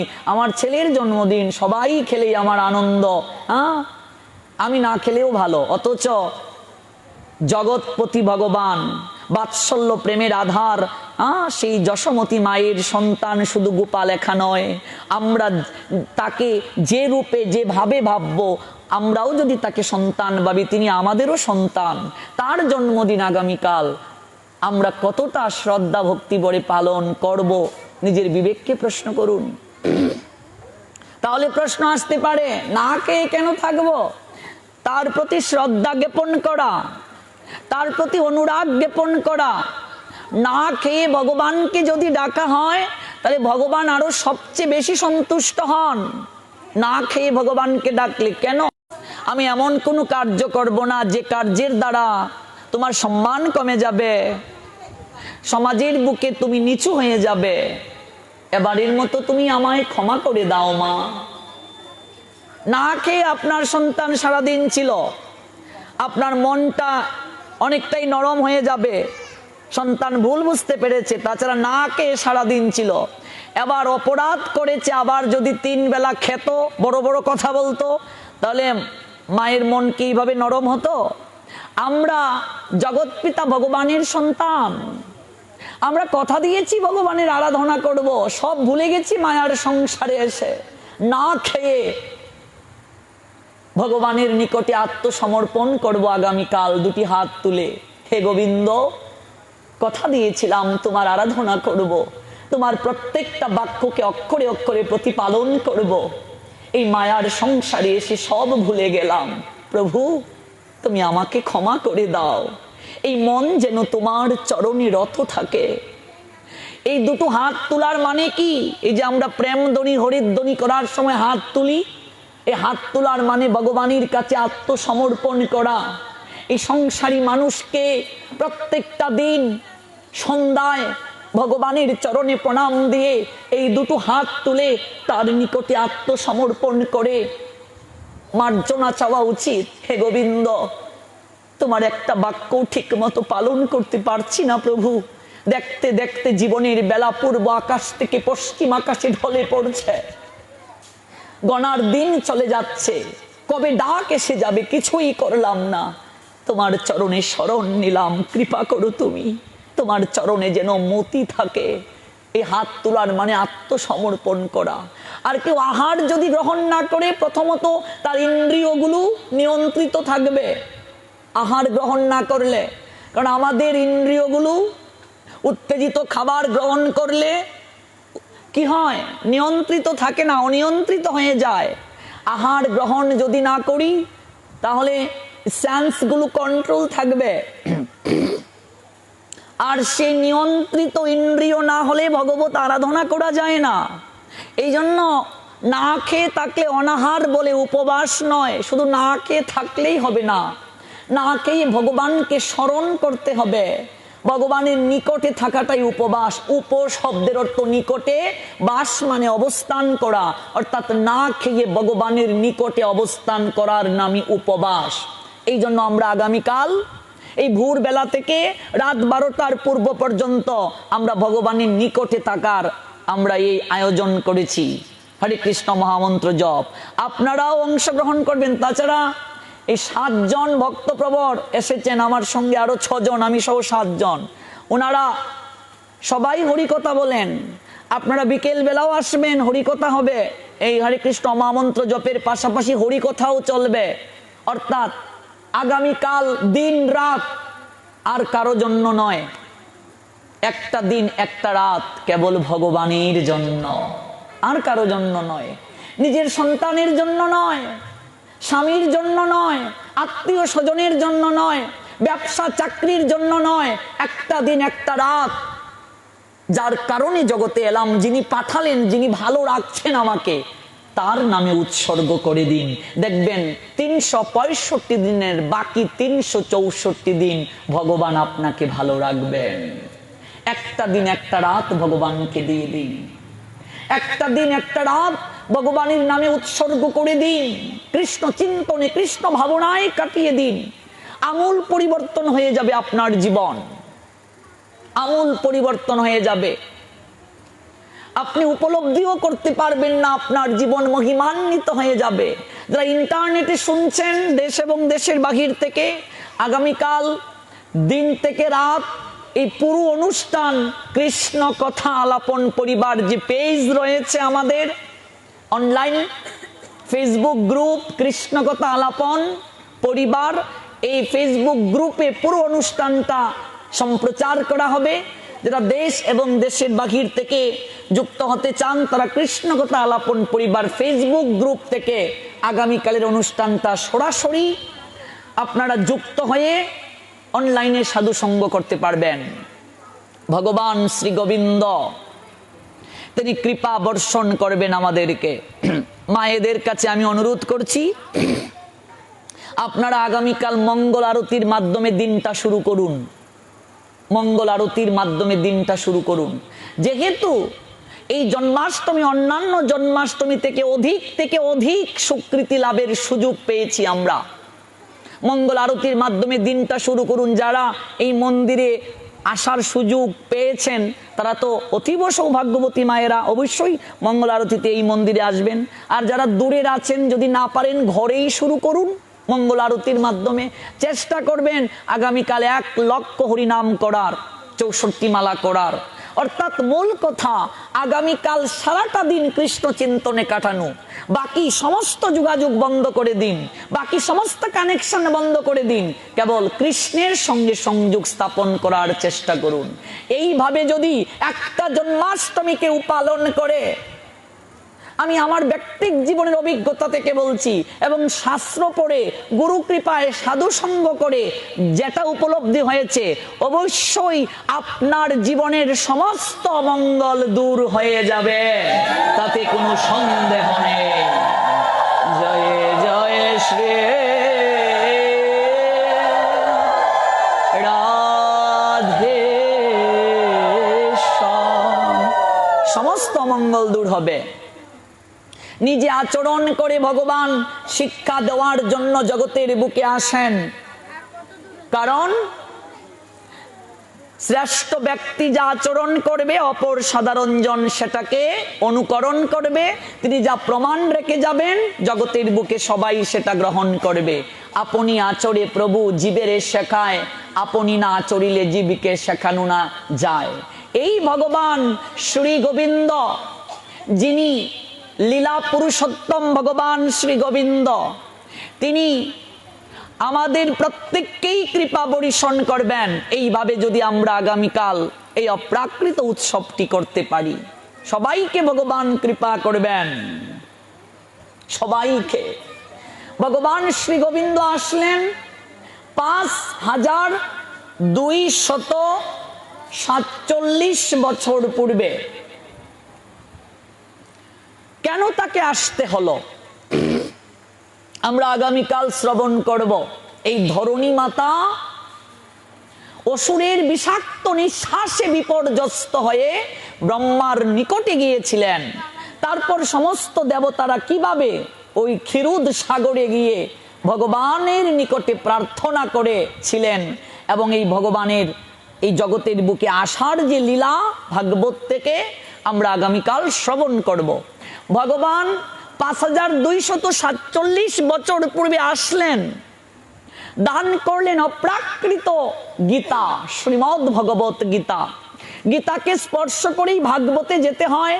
আমরা যেহেতু আগামীকাল থেকে ভাগবত থেকে শুরু করব, তাই আজ কেবল গীতাকে স্পর্শ করেই শেষ করব। শ্রীমদ্ ভগবত গীতা যেখানে শেষ, ভাগবত সেখান থেকে শুরু। জীব মাত্রই উদ্ধারের জন্য 3টি রাজমার্গকে প্রস্থানত্রয় নামে অভিহিত করা হয়। প্রথমটি হচ্ছে বৈদিক প্রস্থান, যেটিকে বলা হয় উপনিষদ। দ্বিতীয় প্রস্থানটি দার্শনিক প্রস্থান, যেটিকে বলা হয় ব্রহ্মসূত্র। আর তৃতীয় প্রস্থানটি স্মার্ত প্রস্থান, যেটিকে বলা হয় শ্রীমদ্ ভগবত গীতা। এই গীতায় ভক্তের জন্য ভগবানের প্রাণ কাঁদছে, দরদ দিয়ে রোগ নিরাময় করেছেন ভগবান শ্রী গোবিন্দ। অপূর্ব মধুর কথা অর্জুন শুনেছেন মন প্রাণ দিয়ে, মুখে তার কোনো কথা নেই, কেবল 2-1টা জিজ্ঞাসা ছাড়া। বিষাদগ্রস্ত রোগী 18 অধ্যায় শেষে অনুভব করলেন তিনি সম্পূর্ণ সুস্থ। এই জীবনের বিশাল কর্মক্ষেত্রে আমরা সবাই পীড়িত, আমরা বিষাদিত, আমরা ভবরোগগ্রস্ত। আমাদের একটাই ঔষধ, এই ভগবানের দিব্য বাড়িকে অবগাহিত করা আমাদের একটাই ঔষধ। ভগবান এই অপ্রাকৃত সন্দেশ দান করলেন অর্জুনের মাধ্যমে জগতের সবাইকে। কোত্থেকে আসলো গীতা? মহাভারত শান্তি পর্ব 348তম অধ্যায় 51-52 নং শ্লোক। সেখানে বলা হয়েছে, ত্রেতা যুগাদৌ চতত বিবস্বান মনোবেদদৌ মনুষ্য লোকবৃত্তার্থং সুতা ইক্কা কবে দদৌ ইক্কাকুনা চকতীত ব্যাপান লুকান অবস্থিত। ত্রেতা যুগের প্রারম্ভে ভগবান এই গীতার জ্ঞান দান করলেন বিবস্বানকে। বিবস্বান দান করলেন গীতার জ্ঞান মনুকে। মনু দান করলেন শশাগড়া পৃথিবীর অধীশ্বর রঘুবংশের জনক ইক্কাকুকে, যে রঘুবংশে ভগবান শ্রী রামচন্দ্র আবির্ভূত হয়েছিলেন। এই তত্ত্বটি আপনারা আরো পাবেন 4র্থ অধ্যায়। সেই জ্ঞান যুগের 1 নং শ্লোকে ইমম বিবস্বতে যুগম প্রুক্ত মানহম অব্যয়ম বিবস্বান মনোবেপ্রাহ মনো ইক্কাকুবে অব্রবীদ। The personality of Godhead Lord Shri Krishna said, I instructed this imperishable science of Yug to the sun god and Monu in turn instructed it to Ikkaku.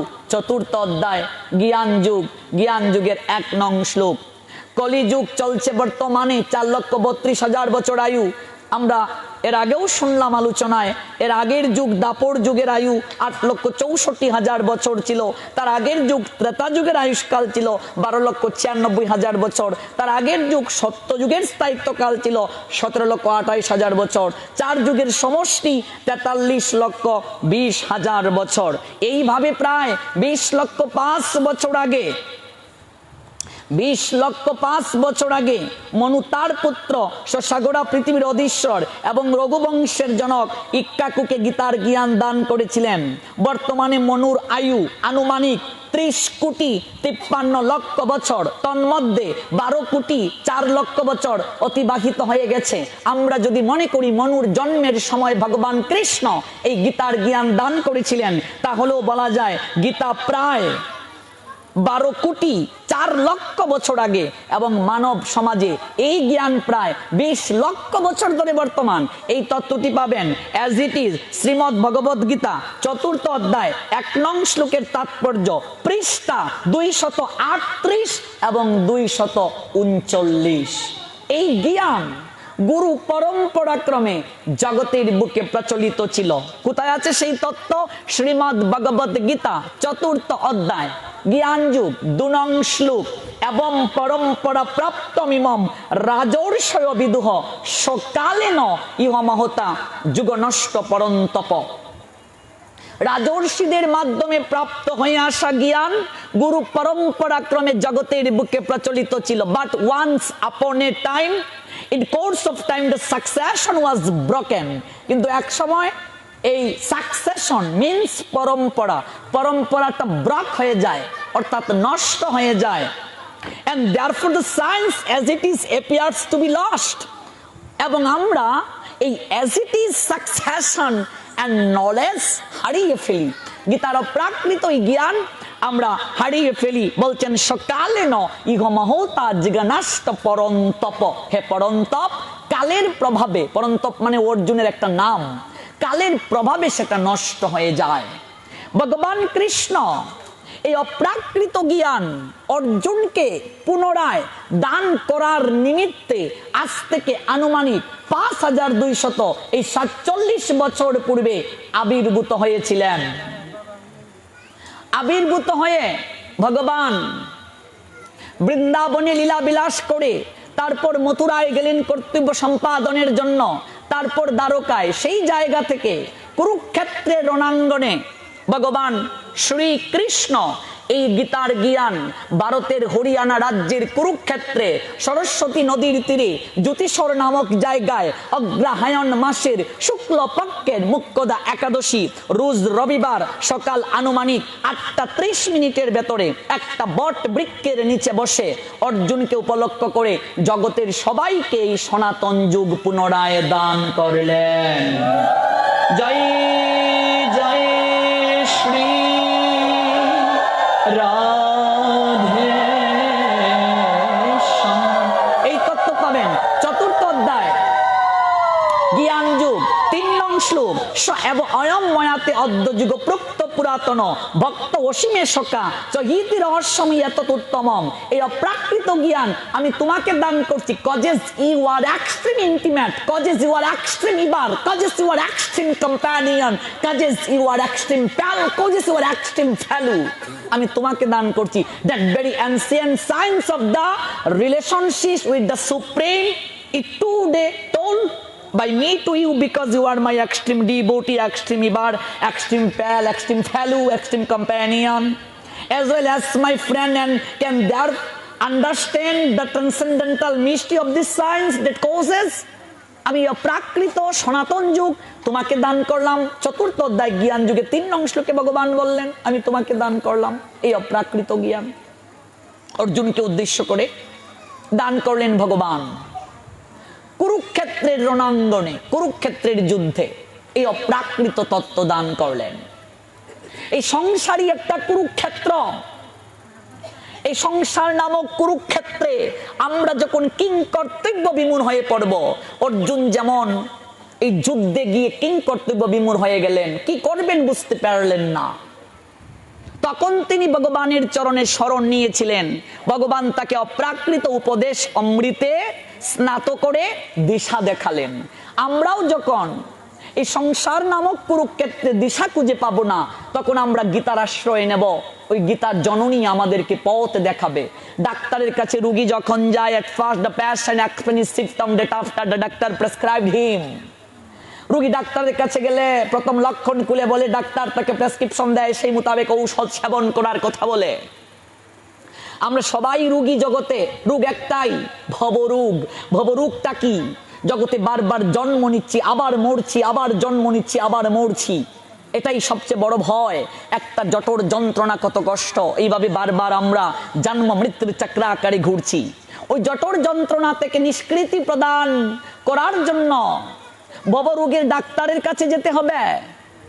ডাক্তারের কাছে, জাগতিক ডাক্তারের কাছে রোগী গেলে লক্ষণ খুলে বলার পর ডাক্তার প্রেসক্রিপশন দেয়, সে অনুযায়ী ঔষধ সেবন করার কথা বলে। কয়েক সপ্তাহ পর তাকে সাক্ষাৎ করতে বলে। রোগী যখন আবার ডাক্তারের কাছে যায়, ডাক্তার তাকে বলে, তুমি কি ঠিক মতো ঔষধ সেবন করেছ? সেবন করলে are you out of danger at this moment? রোগী তখন বলে তার পরবর্তী অবস্থার কথা।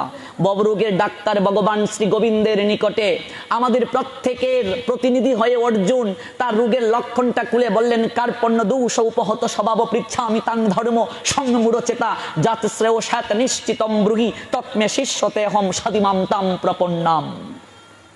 খুলে বললেন লক্ষণ। প্রথমে ভগবান তাকে আত্মতত্ত্বের প্রেসক্রিপশন দিলেন, তারপর কর্মের, তারপর জ্ঞানের, তারপর আমরা দেখতে পাই কর্ম সন্ন্যাস, তারপর অভ্যাস। এইভাবে ভগবান তার হৃদয়ে মাঝে ভক্তির বীজ বপন করার পূর্বে বিশ্বরূপ দর্শন করালেন, ক্ষেত্রটাকে প্রস্তুত করলেন, তারপর ভক্তির বীজ বপন করে দিলেন। সেই বীজ অঙ্কুরিত, পল্লবিত, পুষ্পিত করার মনোরথে ভগবান অষ্টাদশ অধ্যায় মোক্ষ যুগে গিয়ে প্রশ্ন করলেন, তুমি কি ঠিক মতো সেবন করেছো ঔষধ? তুমি কি ঠিক মতো ঔষধ সেবন করেছো? তোমার কি রোগ আগের চেয়ে কিছুটা ভালো হয়েছে? ভগবান কিভাবে বললেন? ভগবান বললেন অর্জুনকে শ্রীমদ্ ভগবদ গীতা অষ্টাদশ অধ্যায় মোক্ষ যুগে, হে পার্থ, তুমি কি মোহ থেকে মুক্ত হয়েছো? ঠিক মতো তুমি কি এই কথা শ্রবণ করেছো? অর্জুন উত্তর কি দিলেন? নষ্ট মোহ স্মৃতির লব্ধা তৎ প্রসাদাৎ ময়া অচ্যুত স্মিত অস্মি গত সন্দেহ করিষ্যে বচনম তব। তোমার কৃপায় আমার সমস্ত মোহ বিদূরিত হয়ে গেছে, আমি যথাজ্ঞানে অবস্থিত আছি। এখন তুমি আমাকে যা বলবে তাই আমি পালন করব।